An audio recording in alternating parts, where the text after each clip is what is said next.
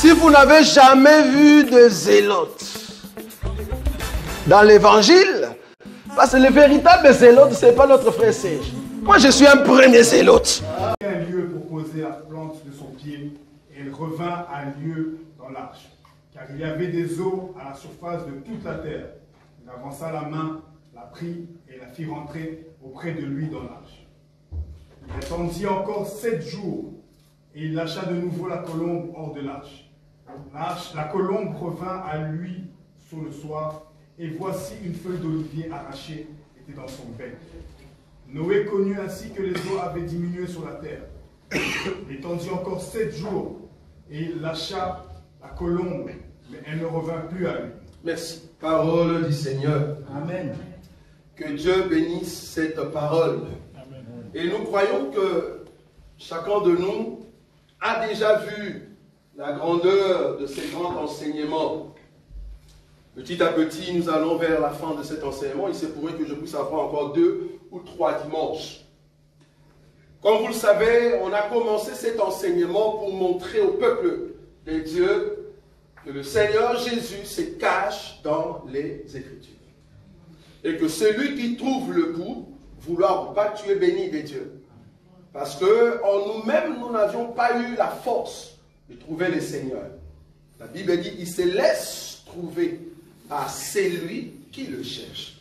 Donc si tu ne cherches pas Dieu, à aucun jour Dieu viendra vers toi. À aucun jour. Tu dois chercher Dieu pour que Dieu vienne vers toi. C'est très important. Donc ici, nous avons cherché Dieu dans cette écriture de Jonas, et nous avons vu que Dieu s'est caché dans la vie de Jonas. Comment? Nous avons dit que la première sortie de Jonas, c'était au fait le Seigneur Jésus qui est venu pour rencontrer au fait Israël. Mais en réalité, il devait commencer par nous. Mais il a commencé par Israël. Pourquoi? Parce que les saluts viennent d'abord de Juifs. Vous voyez ça? Les saluts viennent d'abord de Juifs. Mais malheureusement, les Juifs n'ont pas reçu ces saluts.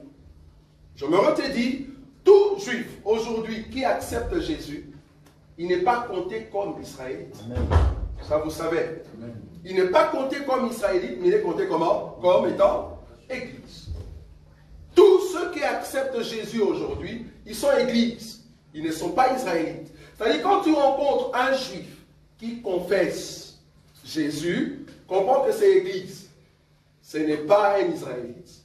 Quand tu vois un musulman qui change de position et qui accepte Jésus, ce n'est plus un musulman. C'est un chrétien.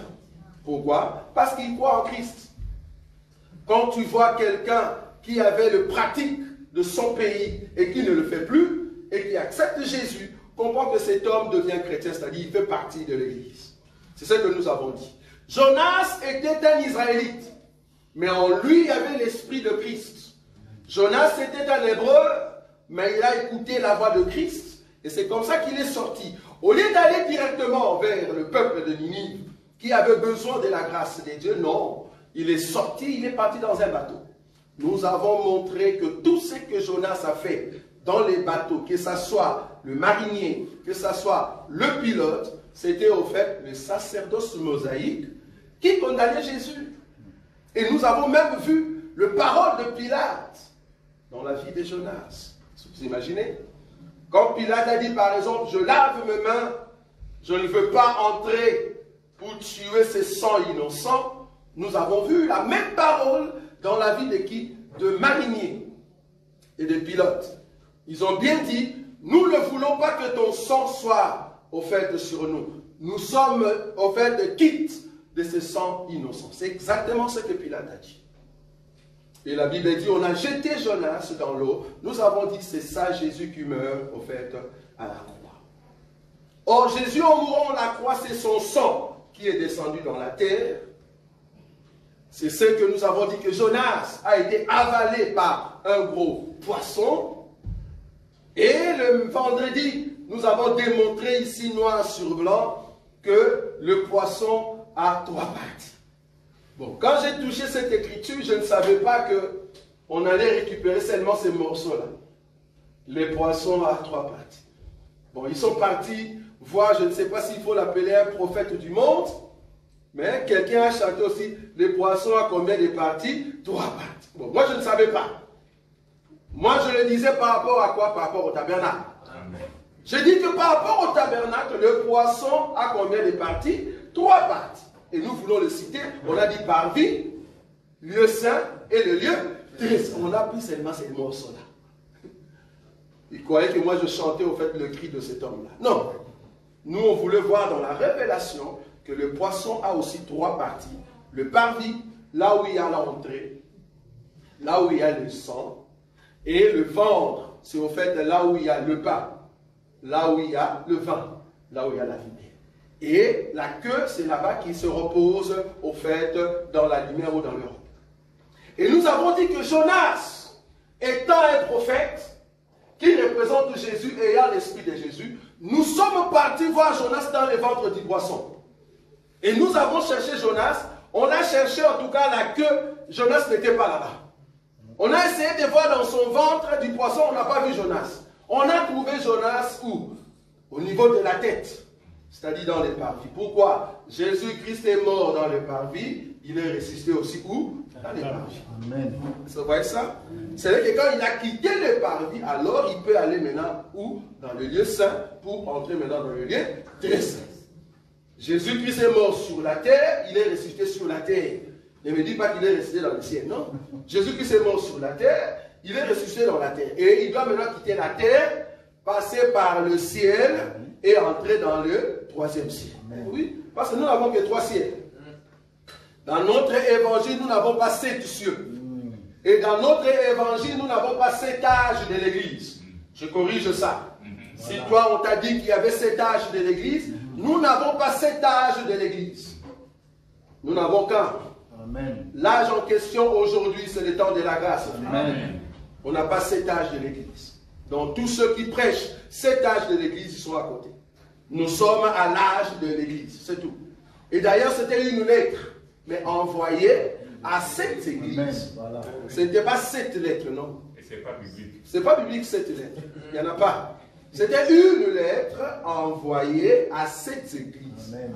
Ça va? Amen. Sinon, Dieu allait nous envoyer notre lettre à nous ici en Belgique. Voilà. Sinon, nous, on va se comporter. En fait, c'est ça l'erreur de beaucoup de pasteurs. Pourquoi? Ils disent, la Bible est seulement Bible. Toi, lis seulement, crée ta doctrine. C'est pour ça que tu vas voir des doctrines du genre, quand tu entres dans leur salle, tu enlèves les chaussures. Pourquoi? Ils ont regardé dans la Bible, ils ont vu que Moïse a enlevé les chaussures pour se trouver dans le lieu saint, soi-disant, la terre sainte. Et eux ils aussi, ils ont enlevé les chaussures pour entrer dans les lieux. Ils pensent que ça c'est les lieux saints. Ils pensent que les 4 murs ici c'est le lieu saint. Si seulement vous saviez qu'ici dans les 4 murs, il y a Ribel qui court tout le temps ici. Les lieux saints on ne court pas. Nous avons nos enfants qui courent tout le temps. Dans les lieux saints on ne court pas. Le lieu saint, c'est ton cœur, frère. Amen. Si Dieu te rencontre, il te ramène dans ce que tu étais avant. Vous voyez ça? Donc nous ne pouvons pas faire de la Bible chacun avec sa doctrine. C'est ça au fait les 7 lettres. En réalité, nous n'avons pas 7 lettres. La même lettre qui a été lue par les Pierre et les Jean, c'est la même lettre que nous lisons aujourd'hui. C'est-à-dire, si je vois Pierre faire quelque chose, c'est ça que moi aussi je vais faire. Parce que les Pierre, ils ont vu la lettre. Quelle lettre? La lettre que Jean avait vue par la révélation. L'église d'Éphèse, tout ce qu'ils ont mis comme en pratique, nous aussi nous devons le mettre. Quand on dit à l'église de Corinthe que la femme ne prêche pas, c'était la même lettre, frère. Amen. Toi tu dis non, ça c'était Corinthe, on comprend que tu as 7 lettres. Nous on n'a pas 7 lettres, frère. Nous n'avons qu'une lettre. Cette lettre, c'est chaque église doit au fait vérifier ce qui est écrit dedans. C'est pour cela nous disons aux hommes de Dieu, ne faites pas de la Bible votre livre. Ne dites pas, ne chante pas, parce que vous aimez cette chanson-là. Dieu n'a pas encore fini d'écrire la Bible. Quelqu'un chantait comme ça. J'ai dit, il faut prendre ces gens-là qui chantent comme ça. Bon, heureusement qu'on a arrêté notre émission Yemba Yemba. J'aimerais encore reprendre cette émission parce que ça nous aidait beaucoup. Quelqu'un a dit, Dieu n'a pas encore fini d'écrire sa Bible. Quelle erreur. Donc tu penses comme la Bible elle est là. Donc Dieu va écrire encore une Bible avec toi. Tout ce qui est écrit ici. Parce qu'à la fin, la Bible dit, l'Esprit et l'Église disent, viens Seigneur. Donc c'est le dernier mot.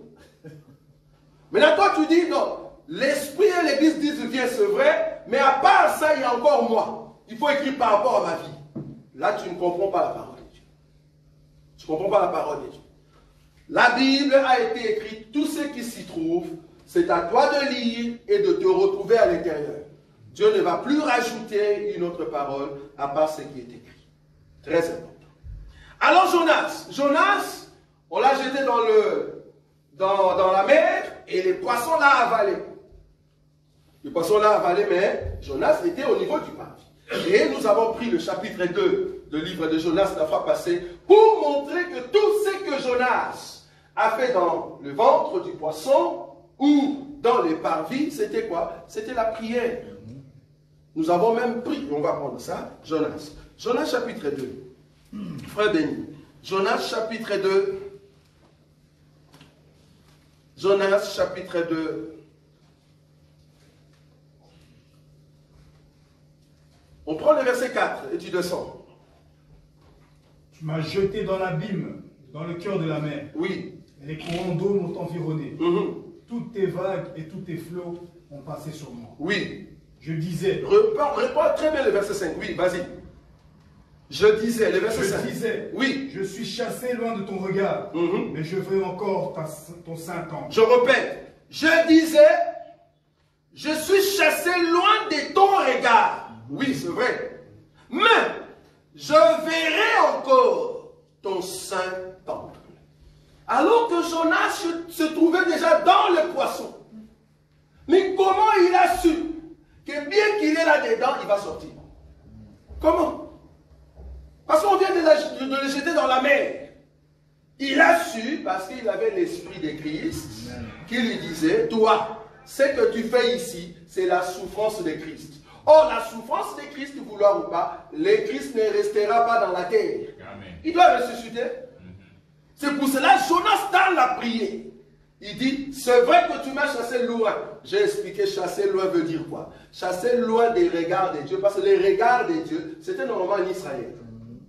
C'était normalement en Israël. Quand on dit chasser loin, ça dit Dieu a envoyé Jonas vers un peuple païen. Vous voyez ça? Jésus est venu vers le peuple païen. Mais c'est Jésus qui était sous la terre. Jésus priait. Et nous avons dit la prière c'était quoi? La prière c'était de séparer tous ceux qui se trouvaient dans les séjours de mort.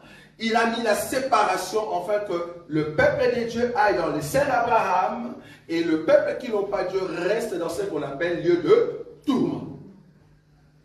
Et nous avons déjà expliqué ici, pour ceux qui ne comprennent pas, pourquoi est-ce que nous n'avons pas peur de la mort. J'ai expliqué ici que Satan, en réalité, Satan lui-même a peur de la mort. Amen. La mort, ce n'est pas Satan. Amen. Ça, vous savez. Hein? Parce que la mort, c'est tout un esprit que Satan aussi a peur. Amen. Parce que le démon, l'esprit qu'on appelle Satan, cet ennemi-là, lui-même va tuer au fait Satan. C'est pour ça que Satan a aussi peur de la mort. Regardez. Apocalypse. Apocalypse chapitre 12. Regardez ce qu'il est écrit ici. Apocalypse chapitre 12. Je vais prendre quelle écriture? Remarquez cette écriture ici sur Satan. Il est dit, Apocalypse 12, là où on parle de peu de temps. C'est dans quelle écriture? Il a peu de temps. Alors, c'est dans quelle écriture? Descendez vers le bas là. Là où on dit que... Apocalypse 12, voilà, on peut lire. Il est dit quoi? C'est pourquoi, oui, réjouissez-vous, cieux et vous qui habitez dans les cieux. Malheur à la terre et à la mer, car le diable est descendu vers vous, animé d'une grande colère, sachant qu'il a peu de temps. Le diable est descendu vers vous, sachant qu'il a peu de temps. Aujourd'hui, le diable n'est pas encore descendu. Il vient faire du tour, il vient acheter, il fait de courses. Vous savez qu'il y a des hommes et des femmes qui sont en fait le marché des dieux. Ah, le marché de Satan. Qu'est-ce que j'avais dit? Le marché de Satan. C'est-à-dire, Satan quitte là où il est, il vient faire de courses. Il regarde quelqu'un, il voit Pierre, avant que Pierre puisse se convertir, il entre dans Pierre. Il veut changer un peu la vision de Jésus. Jésus dit, arrière de moi, Satan. C'est-à-dire, toi, tu ne peux pas entrer dans notre magasin. Vous voyez ça? Amen. Il trouve les magasins qu'on appelle Judas. Et là, il entre calmement. Il y reste.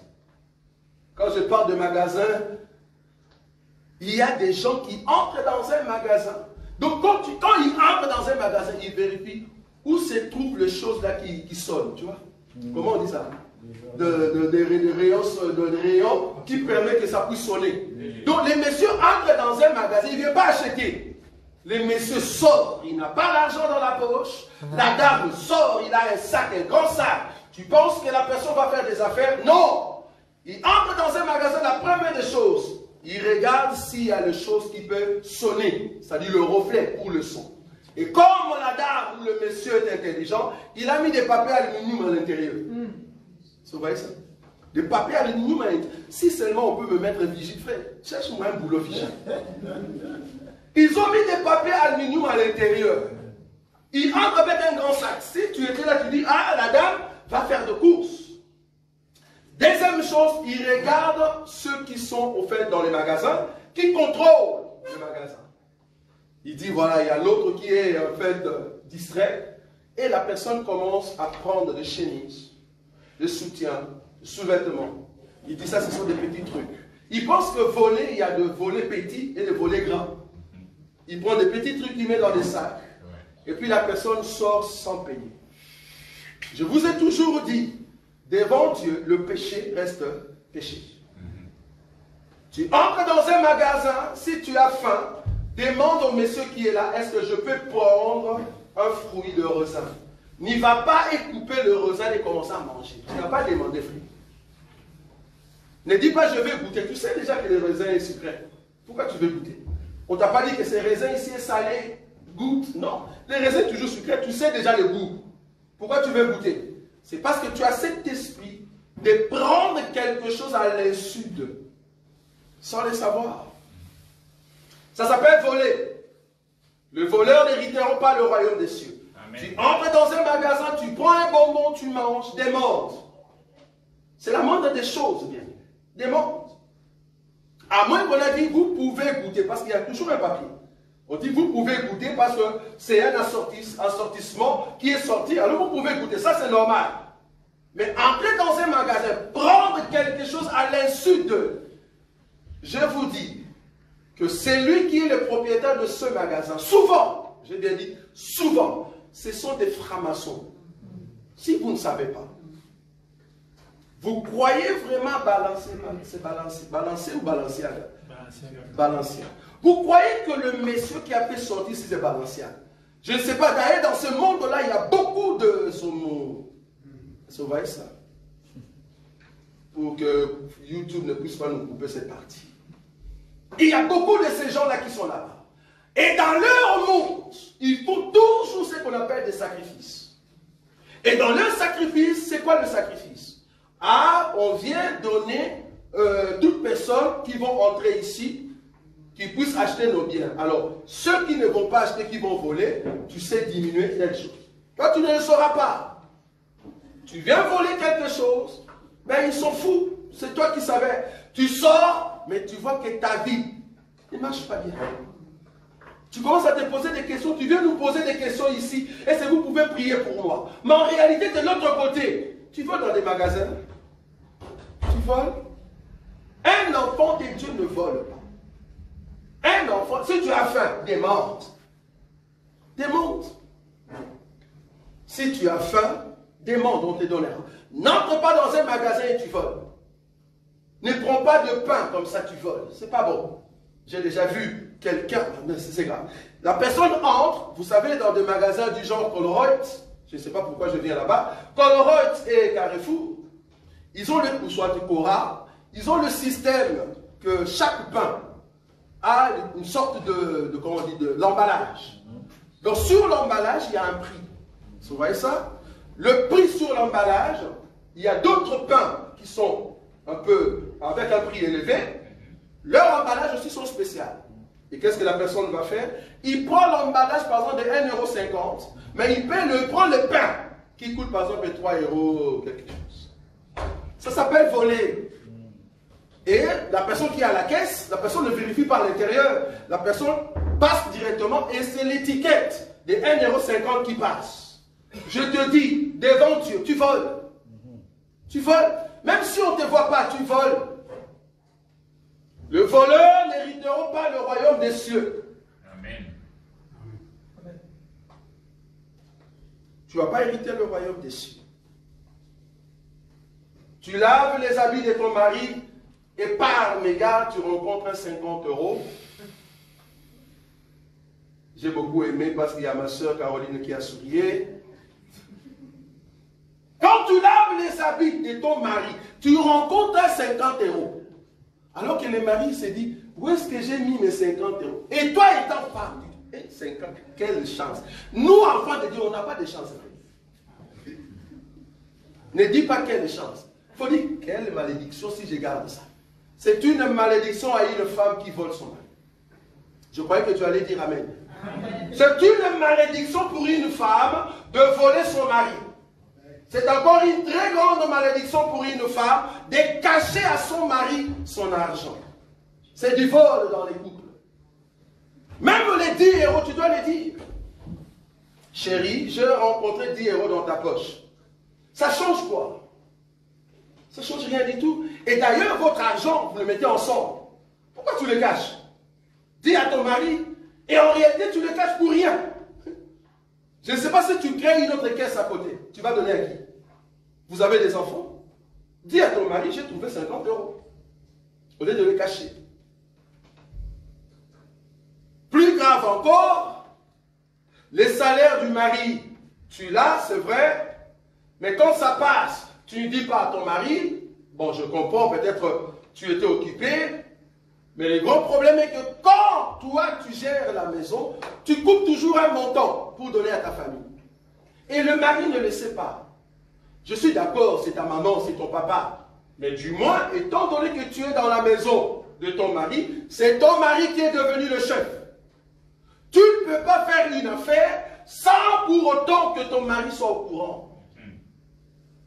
Surtout la tontine.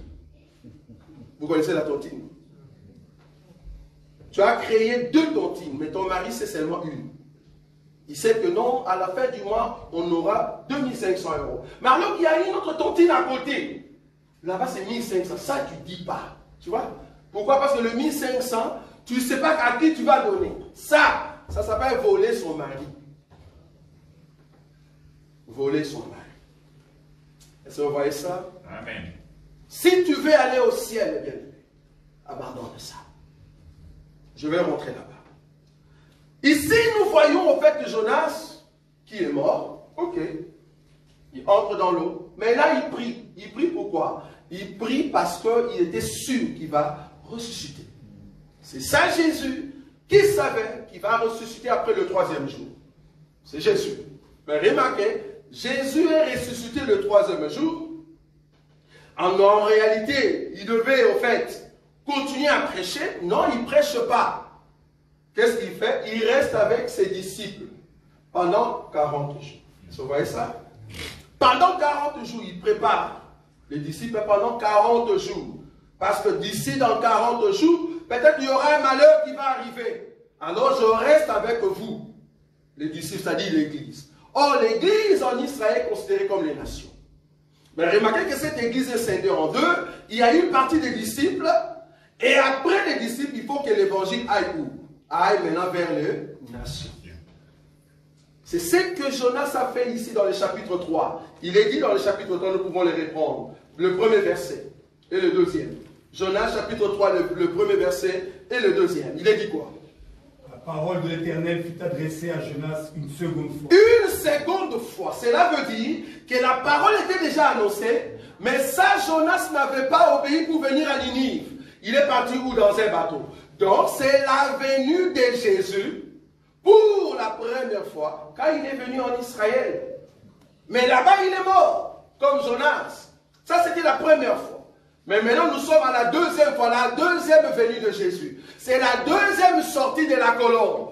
Remarquez que dans Genèse, la colombe est sortie pour la première fois. La Bible dit qu'il a parcouru la mer ou le seau, mais il n'y avait pas un endroit pour mettre ses pattes. Amen. Et c'est comme ça que la colombe est rentrée. Il devait encore sortir pour la deuxième fois. Donc ici, dans la vie de Jonas, nous sommes dans la deuxième sortie de la colombe. Amen. Mais dans cette deuxième sortie, le verset 2, il est dit quoi? Lève-toi, oui. Va à Ninive, oui. la grande ville, et proclame-y la publication que je t'ordonne. Le verset 3. Et Jonas se leva oui. et alla à Ninive, oui. selon la parole de l'Éternel. Oui. Or, Ninive était une grande ville, et de 3 jours de marche. Oui. Jonas fit d'abord dans la ville une journée de marche. Oui. Il cria et disait, oui. Écoutez. Encore 40 jours. Encore 40 jours. Et oui. détruite. Voilà. Dans 40 jours, Ninive sera détruite. Dans 40 jours, Jésus va partir. Il est resté avec les disciples 40 jours. Mais remarquez qu'ici, Jonas, il quitte encore Israël. Je corrige cet homme de Dieu qui a dit que quand le poisson a avalé Jonas, il est parti le vomir à Ninive. Nous ne voyons pas cette écriture-là. Bon, je te comprends, parce que tu prends Ninive comme étant église, les temps de la grâce. C'est-à-dire, quand Jonas a quitté Israël, il entre directement dans les temps de la grâce. Ça, je dis Amen. Mais noir sur blanc, qu'on a pris Jonas, on l'a avalé, et puis on l'a vomi sur Ninive, je n'ai pas encore vu cette écriture. Si tu l'as, tu peux toujours nous aider.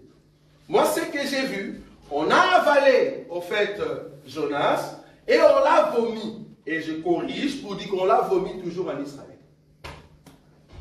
Pourquoi? Mais le chapitre 3 nous dit, Dieu dit pour la seconde fois, lève-toi, va où?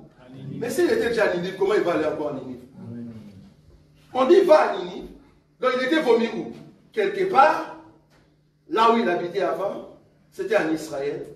Ça, vous voyez ça ou pas? Cela va de pair avec le Seigneur Jésus. Il est entré dans la terre, c'était où? En Israël. Il est sorti vers la France. C'est pas possible.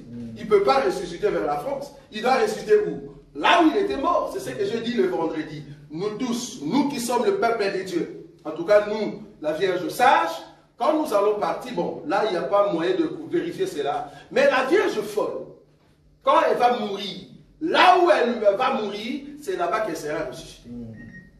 Je fais la différence entre une personne qui meurt en France, mais on prend son corps, on l'amène où? Aux États-Unis. Lors de la résurrection, cette personne ne va pas ressusciter aux États-Unis, non.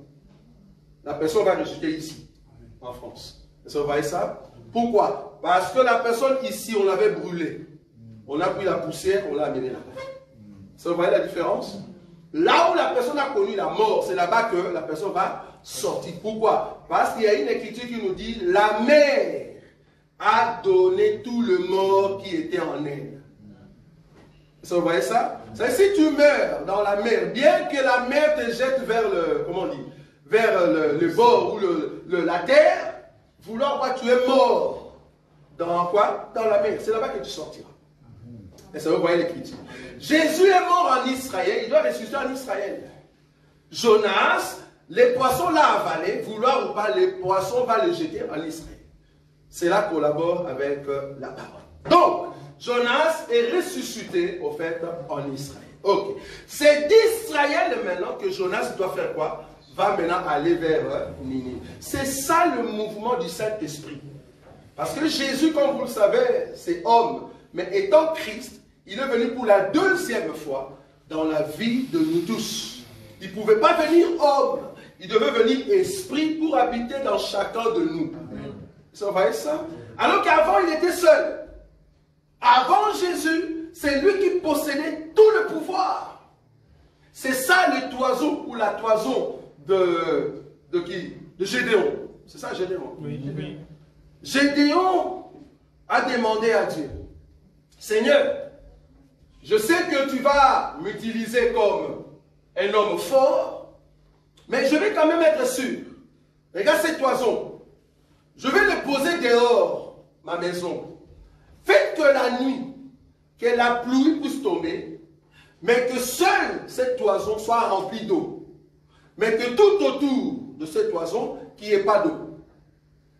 La Bible dit, quand Gédéon a dormi, le matin il revient, il regarde tout autour, il n'y avait pas d'eau. C'est seulement dans la toison. Donc l'eau se trouvait concentrée dans ce qu'il avait dit, dans la présence de Dieu. Il dit, ok, j'ai compris. Deuxième chose, je demande seulement pour la deuxième chose. Pour la deuxième fois, aide-moi Seigneur. Permets que je dors, mais que la pluie tombe partout, mais que la toison n'y ait pas d'eau. Vous voyez ça? Que dans la toison, qu'il n'y ait pas d'eau. Et puis il laisse la toison, il part dormir. Il revient pour la deuxième fois. Il regarde la toison qui était là. C'était sèche. Il n'y avait rien. Mais tout autour, c'était la pluie. Nous, dans la révélation, nous avons compris que Jésus, quand il était venu, c'était cette toison qui avait la totalité de l'eau. La plénitude de Dieu. La plénitude de la parole. Vous voyez ça? L'eau était concentrée dans sa personne. Toute la terre, c'était sèche. Amen. Il n'y avait personne qui avait l'eau. Personne. C'était Jésus qui possédait la parole. Ça, c'est la première venue de Jésus. Amen. Ça, c'est Jonas dans les bateaux. Amen. Mais la deuxième venue, deuxième jour, est-ce que vous voyez ça? Dieu, qu'est-ce qu'il a fait pour tuer les toisons? Il prend les toisons, il malasse. Est-ce que vous voyez ça? Il a massé l'eau qui s'y trouvait et répandue sur la terre. Les toisons sont devenues sèches. Quand Gédéon est venu, il a dit, oh, l'eau qui était dans les toisons est maintenant sur la terre. Ah, le Seigneur Jésus, avant de monter, il nous a laissé toute la parole. Amen. Ça va ça? Amen. Pour que toi et moi, nous ayons de l'eau. Et lui, il est parti vide. Ça va ça? C'est ça. L'homme a donné tout le pouvoir à qui? À la femme. L'homme a donné tout le pouvoir à la femme. Aujourd'hui, le pouvoir de l'homme, ce n'est pas les box, frère. Le pouvoir de l'homme, c'est la carte bancaire. Le pouvoir de l'homme aujourd'hui, c'est l'argent dans sa poche. Un homme véritable comme Jésus doit donner la carte bancaire à sa femme. Voilà. J'aime toujours aller là-bas. Si tu es vraiment un homme, si tu es un homme, si tu es véritablement un homme, ne parle pas, je suis beau. Non, on n'a pas besoin de donne-moi ta carte. Si tu es vraiment un homme, donne-moi la carte. C'est ça, donner tout à la femme. Toi, tu pars travailler, mais la carte, c'est la femme qui l'a. Mais quelle femme? Voilà. Ah, les hommes attendaient ça. Les hommes attendaient ça. Voilà. Quelle femme? La femme selon la voix de Dieu. Ce n'est pas n'importe quelle femme. Il ne faut pas que la femme te donne, parce qu'il ne faut pas que l'homme te donne de l'argent, mais tu prends cet argent pour donner à d'autres hommes. Non, ça ne va pas. Tu vas tuer cet homme. Il faut éviter. L'homme, normalement, quand il te donne sa carte, c'est parce que l'homme sait que tu vas bien gérer. Nous avons l'onction de Jésus et nous gérons très bien ses affaires. Il nous a dit, vous allez gérer comme ça, comme ça, et nous le faisons. Mais il nous a tout donné avec son Saint-Esprit. Vous voyez ça? Donc un homme doit tout donner à sa femme. La femme doit se sentir dans la sécurité dans la maison de son mari. Et d'ailleurs la Bible dit, tous les désirs de la femme se porteront à son mari. Donc ne dis pas, toi tu ne travailles pas, tu me demandes seulement de l'argent, tu n'aimes pas travailler. Ce n'est pas à la femme d'aller travailler. Ce n'est pas à la femme d'aller travailler. C'est à l'homme d'aller travailler. Quand une femme travaille, ça s'appelle aider son mari. La femme n'a pas été appelée à travailler pour son mari, non? Quand une femme travaille dans notre évangile, cela veut dire, je vais aider mon mari. Vous voyez ça? Voilà. C'est à toi le mari d'aller travailler, obligatoirement. Donc vous comprenez que dans notre évangile, les gigolos ne vont pas aller au ciel, frère. Un gigolo, tu n'iras pas au ciel. Et tu ne vas pas monter. Et d'ailleurs, si tu es au milieu de nous, tu vas fuir. Parce que tous nos frères, comme ils sont là, vouloir voir, ils vont toujours aller travailler. Ils s'efforcent. Ils s'efforcent. Sinon, un jour, c'est la femme qui va te pousser. La femme vient en 4 minutes, prend cet argent, va donner à mes parents. Si tu es dans un tel mariage, sors là-bas. Viens, on va te délivrer. Si c'est toi qui as donné l'argent à ton mari pour que ton mari puisse t'épouser, viens. Nous voulons te délivrer.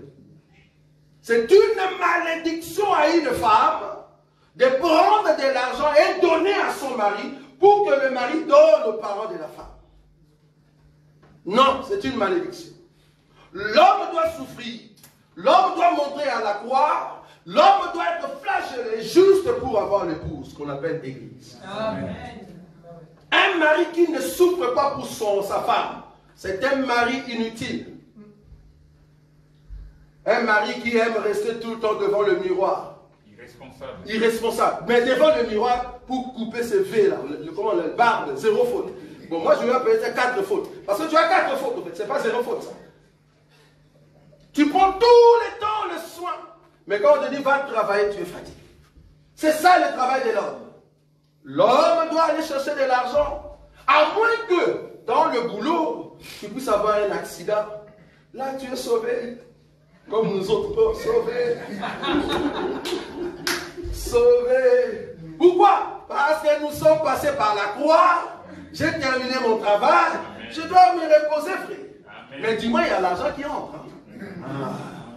Donc si l'homme souffre, il fait un accident, à cause de ce travail, c'était pour aller chercher de l'argent pour sa femme et ses enfants. Là, c'est un homme à féliciter. C'est un homme à féliciter. Mais un homme qui dort tout le temps, il ne cherche pas le boulot, un gigolo, qui mange après sa femme, comprend que cet homme-là, c'est un homme en jupe. C'est trop grave.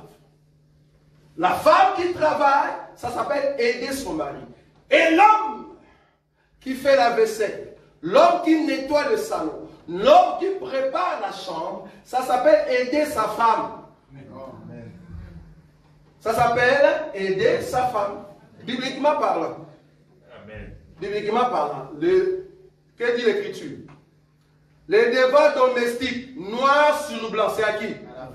C'est écrit, non? Noir sur blanc. Maintenant, un homme qui fait les devoirs domestiques, il fait quoi? Il aide sa femme. Ah, tu as une question, tu voulais poser une question, tu as une écriture. Il y a une écriture qui prouve ça. Que l'homme doit faire le ménage. Si l'homme fait le ménage, oui. Comment ça? Aider la femme par rapport au ménage. Non, non, non. Je viens dire que les devoirs de la femme, c'est le devoir domestique. On est d'accord. C'est comme la femme, non? Le devoir de l'homme, c'est quoi? Aller chercher l'argent. Mais une femme qui va chercher l'argent, ça s'appelle quoi? Aider son homme. Tu n'as pas compris. Quand la femme va travailler pour son mari, ça s'appelle aider son mari. Dans l'écriture, ça veut dire une femme ne peut pas aller dans le combat. Amen. Et alors? Allez voir ça. Ça doit être de l'autre côté.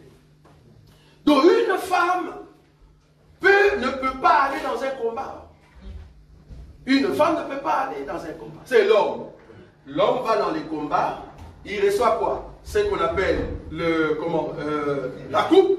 Le butin. Hein? Le butin, il ramène à sa femme. C'est pas à la femme d'aller lutter, tu es d'accord.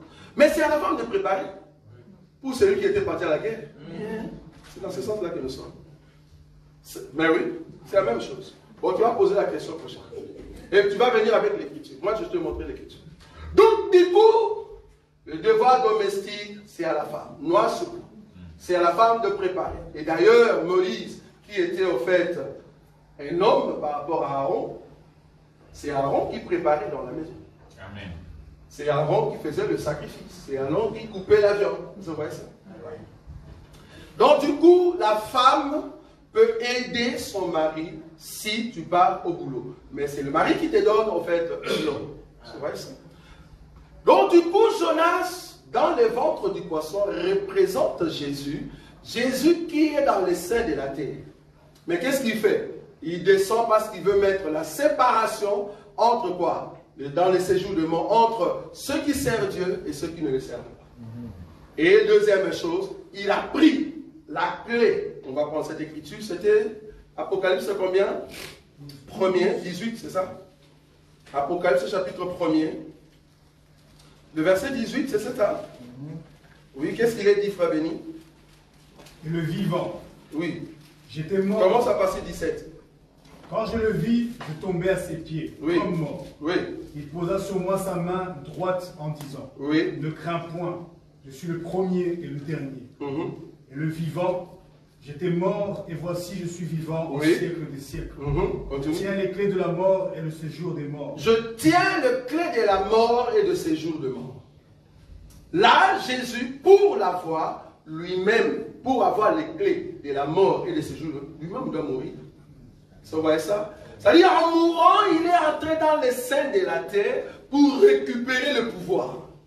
C'est ça, Jonas, qui est dans le ventre du poisson. Vous avez vu ça? Ok. Maintenant, quand Jésus est sorti, il devait monter. 10 jours après, il est revenu sous forme du Saint-Esprit. Vous voyez ça? Sous forme du Saint-Esprit. Pourquoi? Parce qu'il doit maintenant habiter dans tout un chacun de nous. Parce qu'avant, il était seul, mais là maintenant, il vient comme le Saint-Esprit dans la vie de tout un chacun.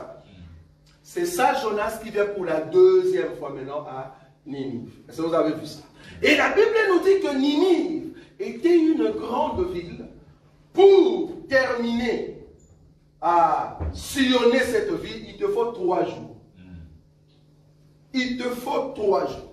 C'est-à-dire, si tu fais une journée, c'est comme si tu as fait seulement un tiers de la ville. Donc, pour terminer à sillonner la ville qu'on appelle le Ninive, la grande ville, il te faut au fait 3 jours de marche. Mais la Bible nous dit, je vais encore reprendre cette écriture, Jonas, remarquez ce que la Bible nous dit. Au lieu de 3 jours, mais remarquez ce que Jonas a fait. Je crois le verset 2 à 3. Continue. Tu peux lire ça, bien aimé. Lève-toi, va à Ninive, la grande ville, et proclame-y la publication que je t'ordonne. Et Jonas se leva et alla à Ninive, Oui. selon la parole de l'Éternel. Oui. Or, Ninive était une très grande ville de 3 jours de marche. Jonas fit d'abord dans la ville une journée de marche. Il criait et disait, encore 40 jours et Ninive est détruite. Les gens de Ninive crurent à Dieu et ils publièrent un jeûne. Ils se revêtirent de sacs, depuis le plus grand jusqu'au plus petit. Merci. Donc ici, nous voyons que Jonas a fait seulement une journée. Il a fait d'abord une journée. Au lieu des 3, il a fait une journée. En réalité, pour que toute la ville soit sauvée, il devait faire 3 jours de marche. Mais lui, il a fait seulement une journée. Et le message est passé. Vous voyez ça? Le message est passé dans toute la ville. Même le roi a pris connaissance de cela. Une journée. Au lieu de 3, mais une journée. Donc, nous sommes le peuple. Nous avons écouté Jésus une seule fois. Bien que Israël, Dieu a parlé 3 fois. Comment? Il a parlé dans la loi. Il a parlé dans les psaumes. Il a parlé dans les prophètes. Mais Israël n'est pas sauvé. Mais pour nous, une journée seulement nous suffit. Vous voyez ça? Amen. Une journée nous suffit. Et la Bible dit, toute Ninive a accepté en fait le message. Maintenant, c'est là-bas que je vais commencer à atterrir. Ninive a accepté le message. Ils ont décrété ce qu'on appelle le jeûne.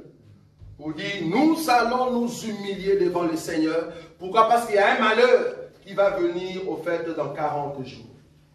Le temps que Ninive se prépare pour entrer dans le jeûne, les temps qu'ils vont entrer dans ce jeûne et jusqu'à ce qu'ils vont sortir, c'est ça les temps de la grâce. Amen. Les temps où toi et moi, nous nous préparons pour aller au ciel.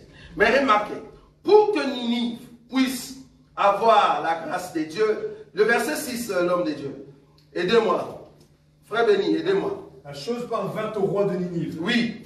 Il se leva de son trône, ôta son 6, manteau, oui, c'est ça, vas-y. se Oui. couvrit d'un sac et saisit sur le sang. Voilà. Donc ici, nous voyons le roi. Il s'est dit, non, non, cette chose, il ne faut pas le regarder comme ça. On doit le considérer. Alors je donne l'ordre que tout le monde puisse jeûner. Et d'ailleurs, moi-même, je quitte le pouvoir, je quitte d'être roi, je vais m'asseoir sur la cendre. Vous voyez ça? Ça s'appelle s'humilier devant le Seigneur. La première des choses, si tu veux avoir la faveur de Dieu, toi-même, tu dois t'humilier. Reconnaître qu'il y a un malheur qui arrive sur la terre et que tu dois abandonner ce que tu fais. S'il n'y a pas ce sentiment de te briser en toi-même et d'abandonner le péché, tu n'iras pas au ciel. Tu n'iras pas au ciel. S'humilier devant Dieu.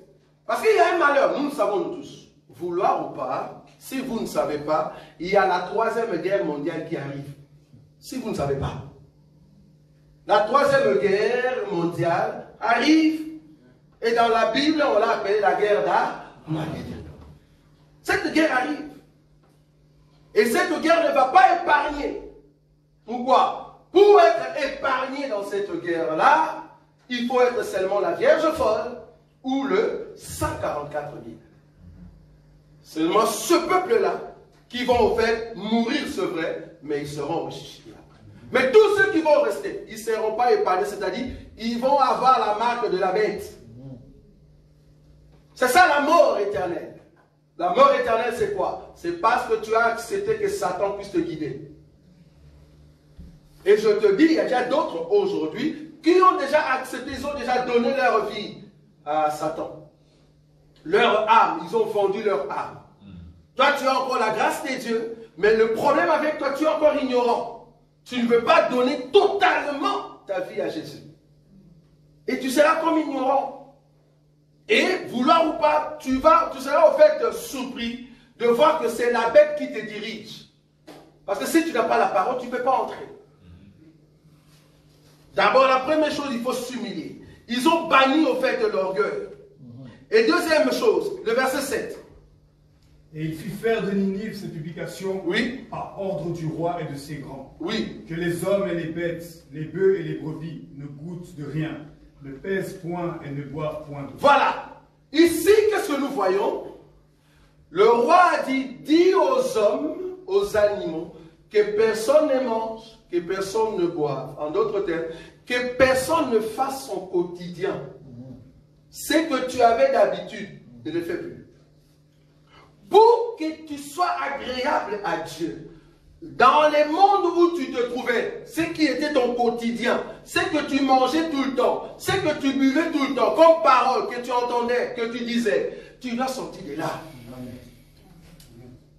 Un chrétien qui se dit chrétien, mais qui a encore des amis païens, ça ne va pas.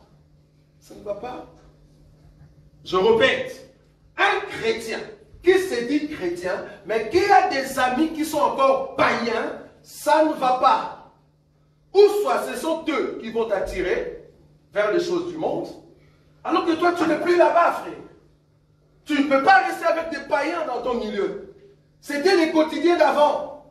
Mais alors qu'il y a un malheur qui arrive, quitte ce milieu-là. Quel milieu? Les milieux du monde. Tu dois quitter. Si tu ne quittes pas, alors c'est le monde qui va en fait t'avaler. Quand le malheur viendra, c'est toi qui vas tomber. Tu dois quitter ton quotidien. Troisième chose, le verset 8. Que les hommes et les bêtes soient couverts de sacs, qu'ils crient à Dieu avec force et qu'ils reviennent tous de leur mauvaise foi. Merci. Qu'ils crient à Dieu et qu'ils reviennent.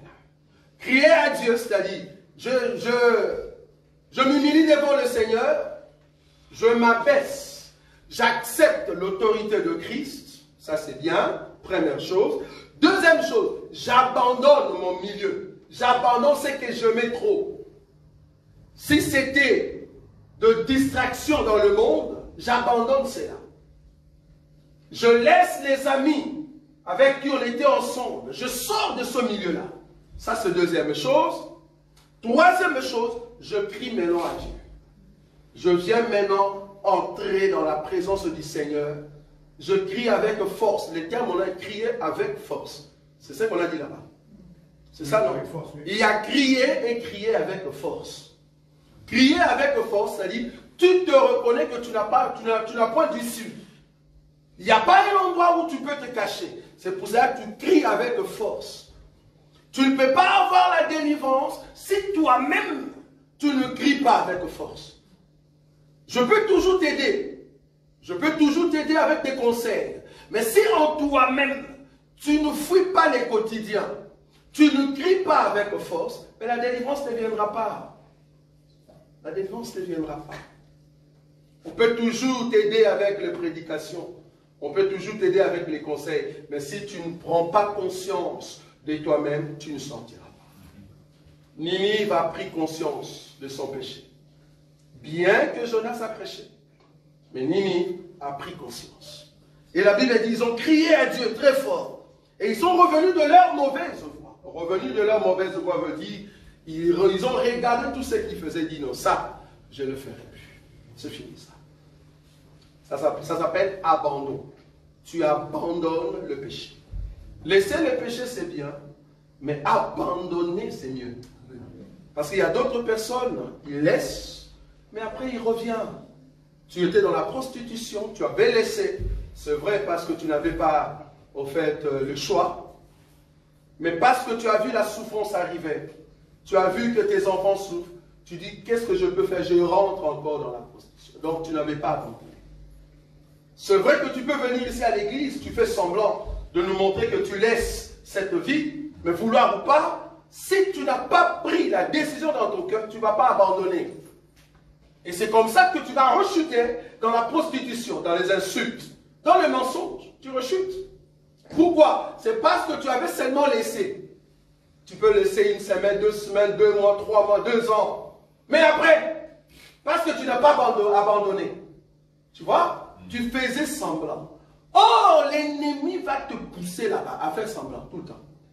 Tu fais semblant comme si tu as abandonné, mais tu n'as pas abandonné. Or, abandonner quelque chose, ça vient d'abord par crier. Tu cries en toi-même, tu regrettes ce que tu faisais. Et tu abandonnes. Et c'est là-bas que tu auras la faveur de Dieu. C'est quoi la faveur de Dieu? Le verset 10. La faveur de Dieu vient sur toi. Quelle est la faveur de Dieu?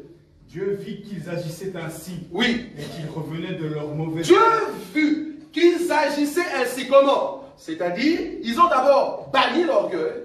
Deuxième chose, ils se sont humiliés. Troisième, ils ont abandonné leur quotidien.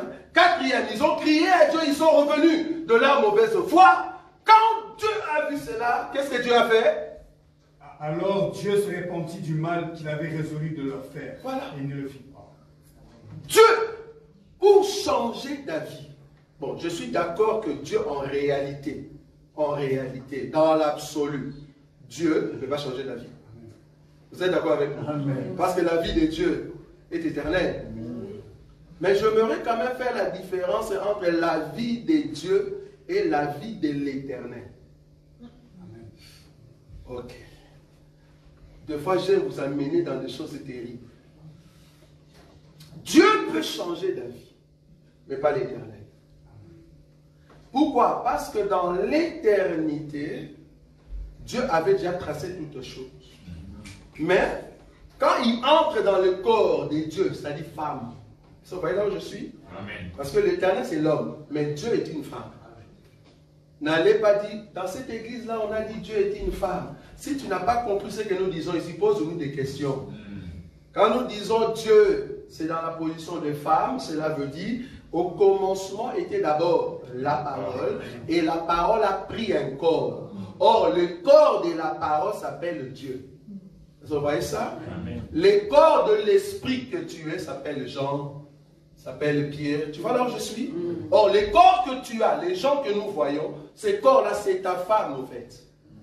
Parce que toi, le véritable, tu as à l'intérieur. Et c'est toi qui donnes des ordres à ton corps. Si le corps domine sur toi, c'est là-bas que tu deviens un homme qu'une femme dirige. C'est-à-dire, tu es un païen. Mais en réalité, comme tu es esprit, tu dois donner de l'ordre sur ton corps. Mon corps, aujourd'hui, tu ne sors pas. Mon corps, tu ne vas pas aller dans une boîte. Mon corps, tu ne vas pas mettre des mini-jupes. Mon corps, tu ne vas pas faire la prostitution. Tu ne bois pas. Vous voyez ça?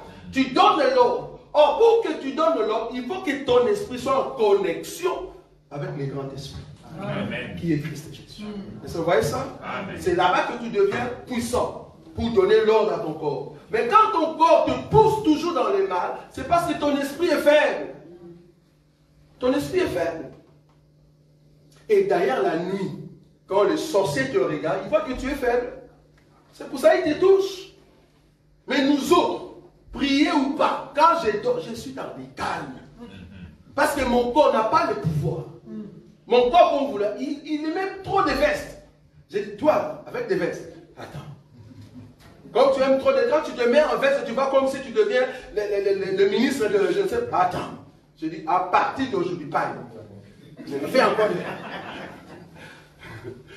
encore des filles. En paille, qu'est-ce que tu vas dire? En paille.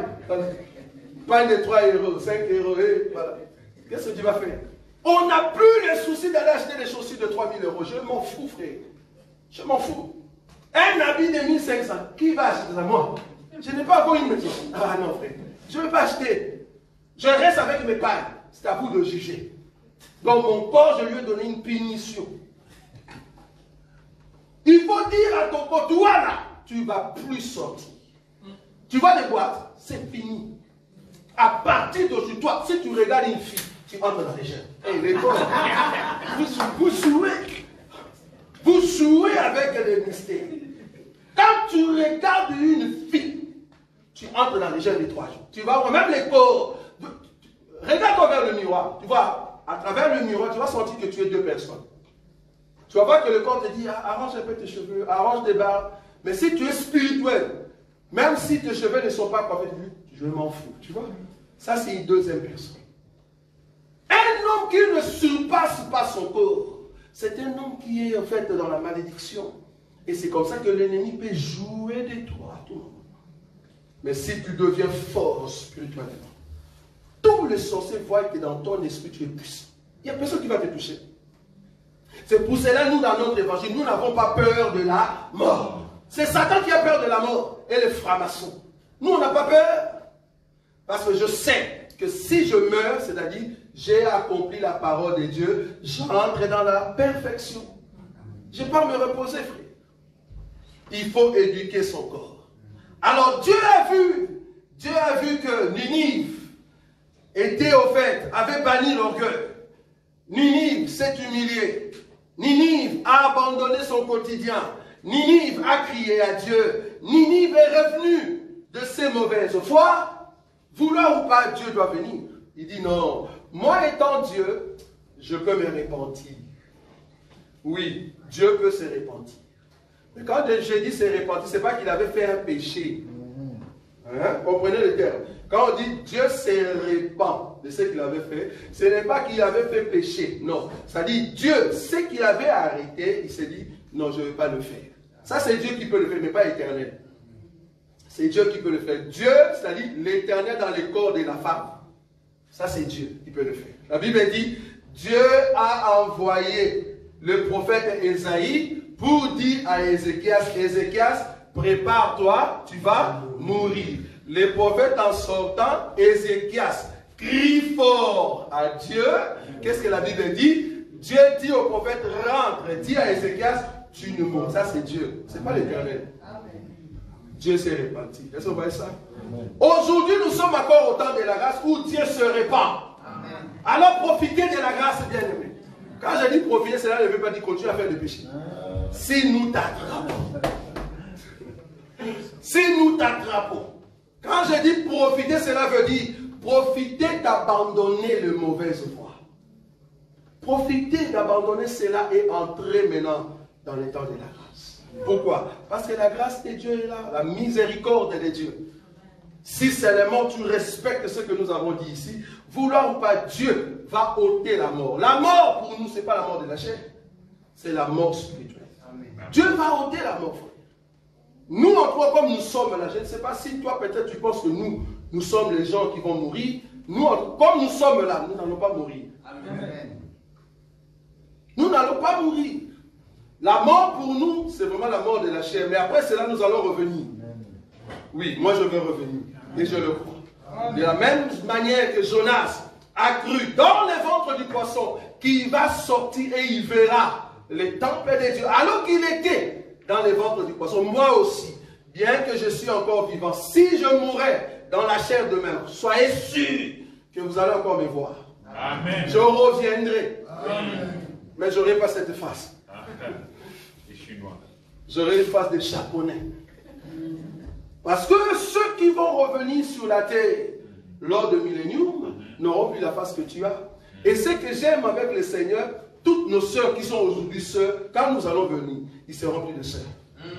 Ça c'est très bon ça. Ça c'est trop bon. Donc nos sœurs deviendront maintenant des hommes forts. Vous voyez ça? Pour ce qui est vrai, on ne va pas reconnaître vos faces. C'est en fait l'esprit qui est en vous, qui va revêtir un autre corps, et tu as le droit de te déplacer sans pour autant utiliser un transport. Ça gêne. Quelqu'un m'a dit, tu ne trouves pas que ça c'est mystique? J'ai dit non. Le mystique, en fait, c'est notre domaine. Mais le problème est que comme nous sommes dans la chair, le Seigneur nous a dit temporiser. Tu vois? Mais quand nous allons venir pendant le millénium, frère, je n'ai pas besoin de transport. Pour aller en Brésil, je n'ai pas besoin de transport. Je prends seulement le mandat, et puis je dis, ok, je pars. Je sais pas, j'arrive directement. Si les sorciers peuvent le faire, alors qu'eux, ils ont peur de la mort, et il y a combien plus forte raison, moi, qui n'a pas peur de la mort? La Bible dit, Philippe était face à face avec le Nique éthiopien, il a fini de prêcher, il a fini de donner le baptême, paf, il est parti. Voilà. Ça, nous le croyons, mais on va le faire quand nous allons venir au milieu. Sinon, si tu le fais maintenant, c'est sorti de son corps. Ça, nous allons te taper. Sorcier, tu vois, tu es sorcier. Là, on dit sorcier, voilà, on va t'attraper. Il ne faut pas le faire maintenant. Attends les milléniums. C'est pendant les milléniums que nous allons faire cela. Donc, la grâce de Dieu aujourd'hui est pour toi et pour moi. Si seulement tu abandonnes ton quotidien, tu t'humilies devant Dieu, tu cries à Dieu et puis tu abandonnes les mauvaises voies. Alors le Seigneur t'accordera la grâce. C'est comme ça que tu vas monter avec. Amen. Que Dieu vous bénisse.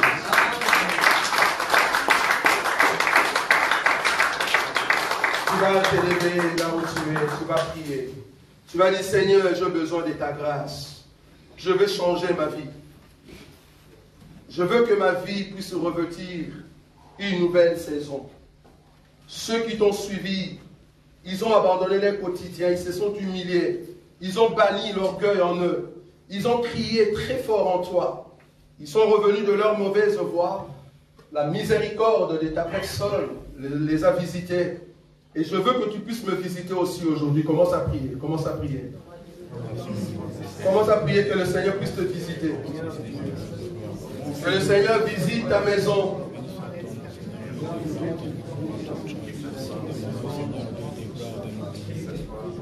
Jésus, visite-nous. Que quelqu'un puisse te connaître. Qu'il puisse connaître ta bonté, Seigneur, au lieu de gloire. Visite-nous.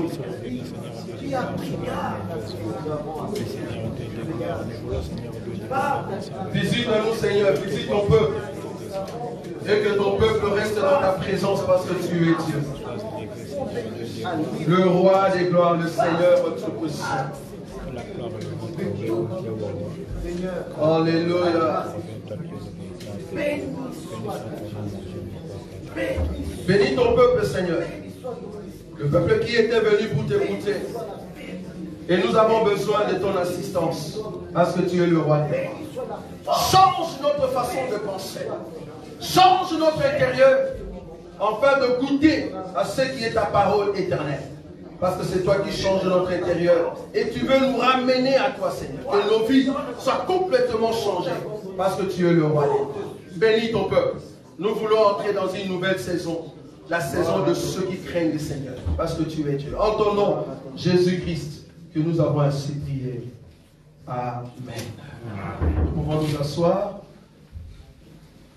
Prochainement, je vais prendre maintenant, je vais parler de la sortie de Jonas de Ninive.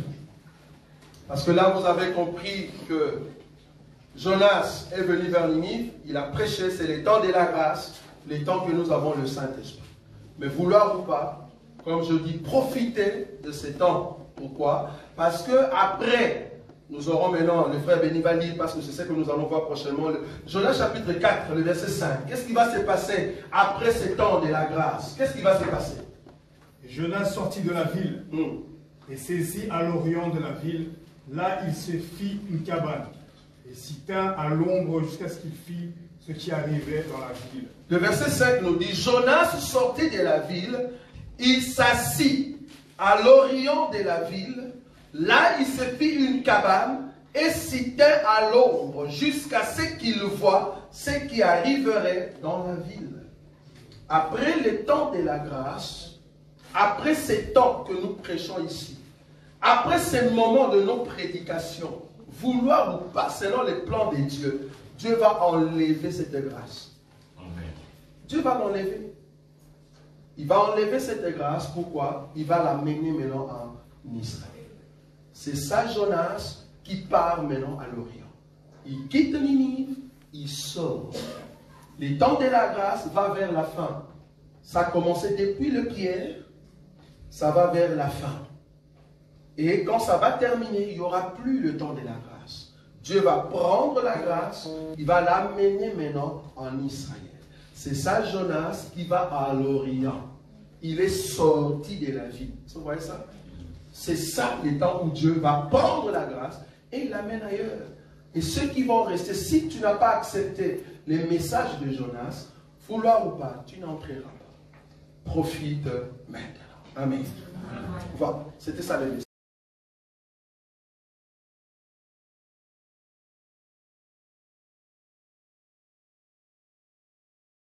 Nazakomata